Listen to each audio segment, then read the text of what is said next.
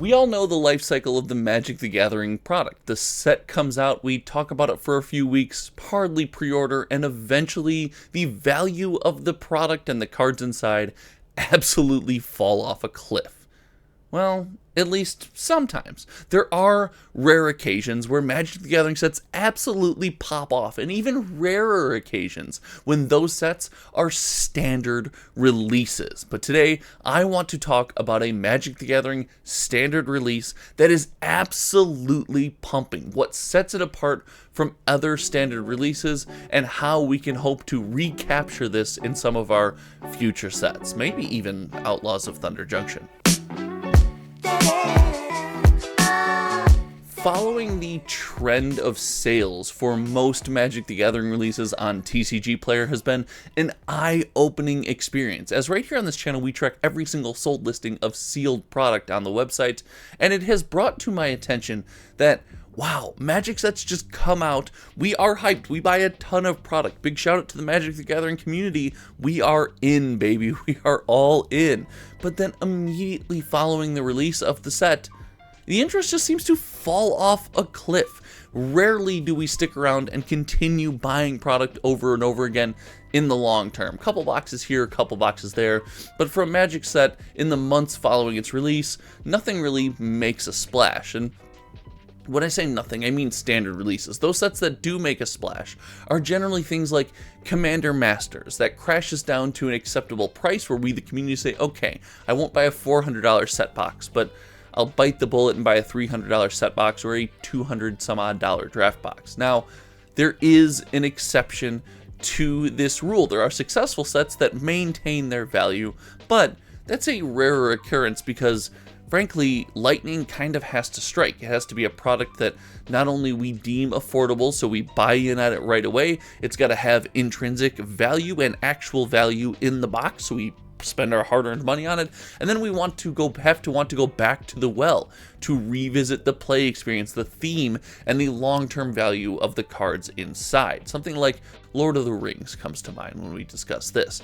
But standard releases very rarely have any of these things, any of these factors going for them until recently. Lost Caverns of Ixalan is a standard release in Magic the Gathering for the end of 2023, I believe it was. I don't think it was officially in 2024. Karlov Manor was our first 2024 release, and what a way to kick off the year.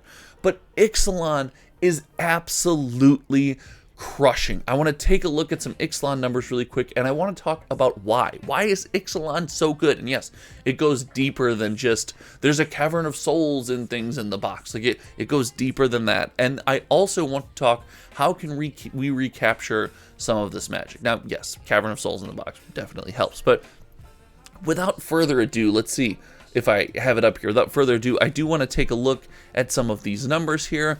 And to do that, we will head over to cardboardfinance.com. If you want to check out some of these numbers, you too can visit cardboardfinance.com. It's supported by the channel members here who pay $5 a month to get access to discounts on box openings, early access to videos, custom emotes. They get a bunch of stuff, and it also helps support the server costs of this website, so I don't have to pay all of that myself. So when we take a look at Magic the Gathering sets, we will notice that not only do we get a lot of sets in a very short amount of time, but we see a lot of sets here just in this list that did not do well. They kind of fit the mold of exactly what I was talking about in the introduction, but Lost Caverns of Ixalan is definitely bucking the trend. Now, the total number of boxes sold here is impressive, and the fact that it is led by the set booster box, not the commander deck that's popping off, but the set booster box leading the charge, is an extremely impressive feat. It goes to show that the product here is, it's a strong product. It's something that we really enjoy playing with, it's something that we enjoy opening, and it's something that we continue to go back to the well to spend our hard-earned money on. What I mean by this is, let's look at the sales over time. During its release month, obviously had a fantastic month, sold a bunch of product. It's a Magic the Gathering set, they tend to do that. But following, we have dropped into the thousands of boxes sold tier, and normally that doesn't happen. Normally we drop for a standard release set into the hundreds of boxes sold tier. We never really maintain above 1,000 boxes per month for this long, so shout out to Lost Caverns of Ixalan, and I do think that there is a big reason why this is happening. Now, when we look at the sell-through rate and how this product reached the community, it's important to remember that the set booster box never had a very massive price crash. As we see here on the right side, we have the graph of the average price of the product over the months that it was available, and leading up to its release, like most Magic the Gathering products, it came down, but we see relative stability with price here to give us confidence over time to continue going back to the well and buying this product. But the big like shocker, the big oh my goodness what's going on, is the collector booster box, as we see the value of the product actually going up. Now, pre-release prices and early release, early order prices were pretty stable. It's what we often see with collector booster boxes. Big shout out to the Outlaws of Thunder Junction collector booster box sale through the Banana Stand and TCG Player. Oh, I'll link that video. What a debacle. But this booster box had no sale, no juicing, no pumping, and here we go, just constantly selling the box, and the value of the product going up, meaning if you bought this product on release, you're rewarded with a great experience. And if you bought this product on release and opened it, didn't open it, however it sees fit, you feel good as a consumer because you got a good deal. The price of the product has gone up, and the collector box feels, and I know this shouldn't be controversial, but it feels collectible. Wild world that we live in.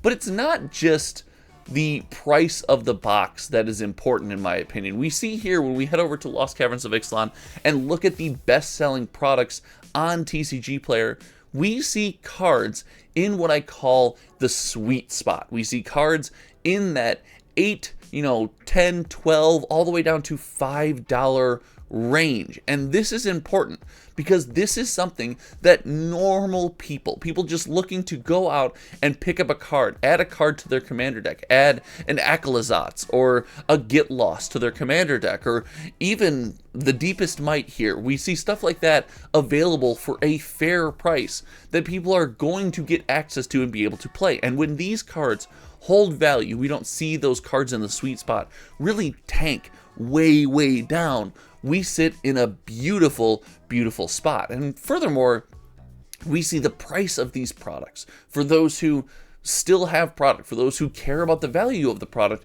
reflected in the fact that the people are getting what they want in the box. Now, hold on.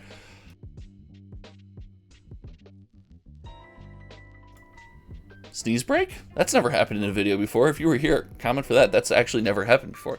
So all in all, this set is going wide, and it's doing so by pulling interest from a bunch of different formats, a bunch of different ways we play Magic the Gathering, as well as some tried and true principles. And I would like to see these replicated in future sets, and we might actually be seeing some of this in Thunder Junction. First and foremost, the cards in the box are just good. Magic the Gathering is just breaking down to a period where good sets are going to do well and bad sets are going to do poorly, and I think this is great. I think more than the rarity of the box or the collectability of the set or how many Fallout Commander collector decks they produced and got to game stores, I think the most important thing is the set should be good, and Magic the Gathering sets are succeeding and failing right now based on how good they are. But it goes further than just the new cards. You do have to have some reprint equity in the set. Now, reprint equity can't take you the whole way. We talked about Commander Masters in the introduction. We will continue to reference it as an all reprint set that should have popped off, done best by the community, but had so many more errors outside of just the reprint equity. When you talk about the price, entry point, how Commander works as far as a singleton and wanting to buy singles format, there was some problems there. So Lost Caverns of Ixalan checks a couple boxes there, and it also checks the box of having some staying power. We see things like Karlov Manor hit the shelf. A lot of people go and play it, but nobody really dips back into that well. The play experience isn't that good. It doesn't have the cards in the box. We don't have that revisit need to go back into the set, and Lost Caverns of Ixalan does. Now, I do believe Thunder Junction is showing early signs of a set that, I'm not saying it's going to be Lost Caverns of Ixalan, but it does seem to have a lot of these aspects going for it. We are able to see the cards in the set do seem to be powerful. There are some really fun and cool reprints. There are some reprints that are going to sit in that butter zone, in that $5 to $12 to $15 card range, where someone can like pop into their game store and be like, yeah, you know what, I'll spend 10 bucks on this card today. Stuff like that is important. I used to think when I started opening Magic the Gathering products, how many packs, when I look at the set, these are the rares, these are the mythics, how many packs am I going to open in this box and feel like I got my money's worth based on the value of the cards? And people might look at stuff still and do it that way.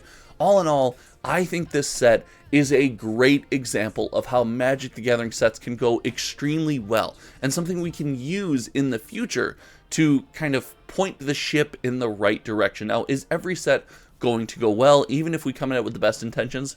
No, that is not how game design and card design works. It will be sets that we just don't take to and we don't like. But I hope to see more Lost Caverns of Ixalan than Karlov Manor in the future. And from you guys, I want to know what you think. Was this set wildly successful? Do you think it's overrated? Do you think Thunder Junction has an opportunity to follow in its footsteps? Thank you so much for watching the video. If you haven't yet, click that sub button right down below as we race to 8,500 subs. Until next time, you guys know me. My name's Josh, and we will see you around.